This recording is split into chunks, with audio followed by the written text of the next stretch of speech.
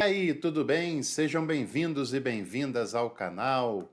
E eu aproveito para convidar você a se inscrever por aqui, deixar o seu like e também ir aqui na descrição do vídeo e conhecer nossos cursos e e-books, porque os links estão todos ali e você não pode perder. Hoje nós vamos dar continuidade a uma série, uma breve série que nós temos feito falando sobre as ordenanças sagradas ou sobre os sacramentos, como você queira chamar. Já fizemos um vídeo sobre a Eucaristia ou a Ceia do Senhor, como quiser, sobre o batismo e também um vídeo sobre a apresentação de crianças, batismo infantil, enfim. E hoje nós vamos falar sobre outros 3 pontos que toda igreja tem, independente da maneira como o compreende, e que devem ter mesmo, né? Porque são celebrações extremamente importantes, relevantes na vida de quem os recebe, marcante, né, na vida de quem os recebe, como também é um momento muito importante para a vida de toda a comunidade ali reunida para essas ocasiões. E é claro que todas essas cerimônias sagradas, elas devem ser recebidas da maneira mais voluntariosa possível, com o coração aberto, com o coração disponível, devem ser celebradas por quem está presidindo as cerimônias de uma maneira digna, de uma maneira devota, de uma maneira sincera, porque são momentos importantíssimos. Os cultos precisam ter esses momentos de solenidade, né? Na verdade, todo culto deveria ser solene. Alguns fazem de uma maneira muito aloprada, improvisada, sem nenhum tipo de roteiro ou de liturgia. E aí eu não quero também entrar no mérito se essa liturgia deve ser amarrada do início ao fim, ou pelo menos uma liturgia leve, uma liturgia flexível, mas que dê alguma diretriz para esse culto, para essa celebração que está sendo feita. E é claro, você precisa entender também que há momentos da vida religiosa, da vida comunitária, que são momentos diferentes do tradicional, que são momentos diferentes do normal do dia a dia, que são momentos marcantes e que faz toda a diferença, principalmente para aqueles que recebem essa ministração. E é claro que esses momentos, principalmente aqueles que acontecem uma única vez, pode não acontecer uma única vez para o celebrante, mas para a pessoa acontecerá uma única vez, não terá chance de ser feito novamente, e por isso a sua responsabilidade em fazê-lo da melhor maneira possível, da maneira mais carinhosa possível, fará toda a diferença para a vida dessa pessoa. Você, aliás, pode usar aqui os comentários para você trocar essa ideia aqui com a gente. Você conhece pessoas que ficaram traumatizadas, por exemplo, com a celebração do seu casamento, porque a pessoa que ministrou o seu casamento ou chegou muito atrasado, ou fez um monte de bobagem no casamento, ou se esqueceu de coisas importantes que não poderiam esquecer. Já viu algum celebrante, por exemplo, fazer um papelão no ofício fúnebre? Pois é, essas coisas não deveriam acontecer, mas essas coisas acontecem, infelizmente, por pessoas despreparadas, por pessoas que não compreendem a seriedade daquele momento que estão fazendo e por pessoas que não compreendem que nem tudo dá para se fazer de maneira improvisada, de maneira espontânea, que precisa ter um planejamento para se fazer uma solenidade e que solenidade requer organização, postura solene, respeito àquele momento e, sobretudo, às pessoas envolvidas naquele momento tão especial para elas. Então, hoje, por exemplo, eu quero citar nessa lista, vamos por ordem aqui, né? A própria ordem, a ordenança. A ordenança é, para os católicos, um sacramento mesmo. No meio protestante evangélico, não é considerado um sacramento, embora eu acho que deveria ser, mas é uma cerimônia sagrada, que acontece no meio da igreja local, por exemplo, na ordenança de um diácono, na ordenança de uma diaconisa, na ordenança de um presbítero, de um evangelista, de um pastor, de uma pastora, de um missionário, de um bispo. Eu não sei quais são os cargos que tem na sua igreja, mas eu sei que no momento em que a pessoa é escolhida para exercer esse cargo, ela passa por uma cerimônia religiosa. Ela passa por uma cerimônia da ordenação, que é também popularmente chamada de consagração. Tudo bem, pode usar o termo que quiser. O fato é que o momento inicial dessa trajetória tem uma celebração religiosa para marcar o início desse ministério, o início dessa trajetória.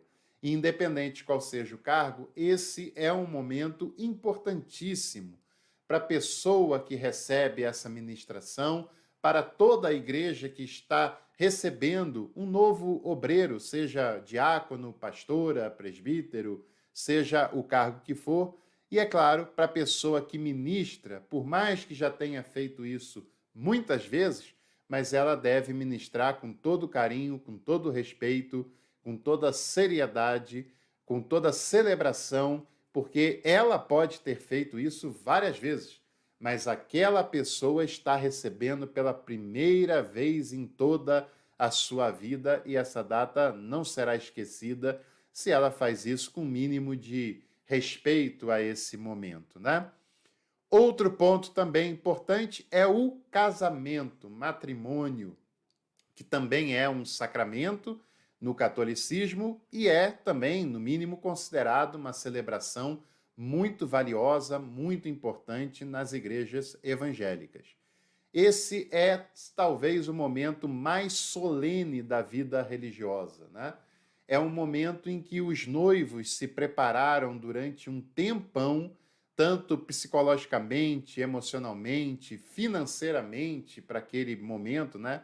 Claro que a cerimônia em si, a celebração não tem custo, mas a festa, as ornamentações, etc., né? Ou seja, é um momento profundamente esperado por um casal, né? E a pessoa que celebra esse momento deve respeitar esse sentimento que é legítimo, deve respeitar a expectativa da noiva, do noivo, deve ter postura de não querer aparecer mais do que a noiva, porque o centro do casamento é a noiva, no máximo o casal de noivos, não é nunca o celebrante. Um celebrante pode estragar um casamento, isso vai ser lembrado para sempre. Enquanto aquele casal viver, vai se lembrar desse papelão, e eu já conheci alguns casos lamentáveis assim. Mas também esse celebrante pode participar de uma maneira muito carinhosa, de uma maneira muito especial, quando faz isso com dignidade, com bom humor, com preparação, quando faz isso com muito carinho. E eu também sei que todo mundo que casou e teve um celebrante como esse que eu acabei de falar, se lembra com muito carinho que o pastor fulano, a pastora fulana, o padre ciclano, foi quem fez o seu casamento. Ou seja, passa a ser um momento e uma pessoa especial para a sua vida, para a sua trajetória. Então, se você é celebrante, faça esse momento sabendo disso, sabendo que será marcado e registrado para todo sempre o que você fizer lá. Seja discreto, seja respeitoso, seja organizado, planeje, escreva a cerimônia passo a passo para você não se perder. Esteja à disposição dos noivos, né? Seja o primeiro a chegar, chegue antes do próprio noivo, fique ali à disposição, faça isso com carinho, procure saber qual é a expectativa dos noivos, não seja enfadonho na sua pregação, na sua celebração, também não seja tão rápido ao ponto de nem perceberem que uma celebração aconteceu por ali, né? Saiba, esse é um momento super especial para a vida daquele casal e das famílias que ali estão envolvidas com isso também. E para a gente terminar essa nossa reflexão, uma breve palavra sobre o ofício fúnebre, que no catolicismo é o sacramento da unção dos enfermos, né? Da extrema unção, a unção ministrada no momento extremo, né? E no meio evangélico protestante, todo mundo faz uma celebração religiosa no momento da morte, né? Os estudiosos chegam à conclusão de que a primeira preocupação religiosa da humanidade foi quando o ser humano passou a sepultar os seus semelhantes, ou seja, um ofício fúnebre, ainda que feito de uma maneira super espontânea, né? Mas esse é um momento muito difícil de ser feito, é um momento que representa um desgaste psicológico para quem ministra, para quem celebra, muito grande, principalmente se a pessoa que está sendo sepultada era alguém da sua amizade, do seu convívio, da sua família, se for o caso, né? É um momento em que as pessoas estão tristes, estão abaladas, e você também precisa entender esse momento.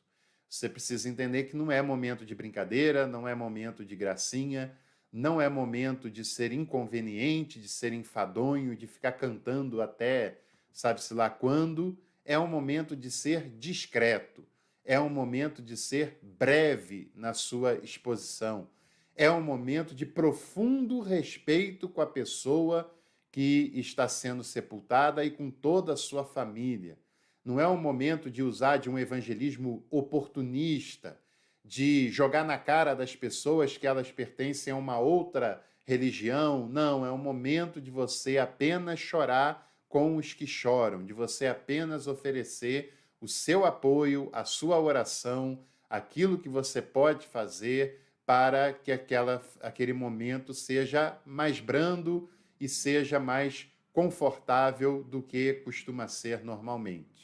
Então, fale sobre a graça de Deus, fale sobre o amor de Deus, fale sobre a presença consoladora do Espírito Santo, seja discreto, seja pontual. Não é um momento de pregar doutrina, não é um momento de falar de tradição religiosa nenhuma, não é um momento de querer levar ninguém para a igreja, é um momento de oferecer apoio, consolo e de estar ali para apoiar a família enlutada. Portanto, você deve fazer isso com muito respeito e também com muita reverência, se colocando no lugar das pessoas. Se fosse com você, como você estaria se sentindo, como você estaria vivendo esse momento, né? Então, independente do nome que se dê a essas cerimônias, elas são sagradas, elas são muito importantes e elas são meios de graça, de consolo, de alegria, de celebração, dependendo de qual for, né? Para a vida das pessoas que recebem, para os presentes, para os familiares, e deve ser feito com muito respeito, reverência e com muita seriedade por aqueles que os ministram. Quem pode ministrar? Bom, isso aí já é o caso de uma outra conversa, de um outro vídeo.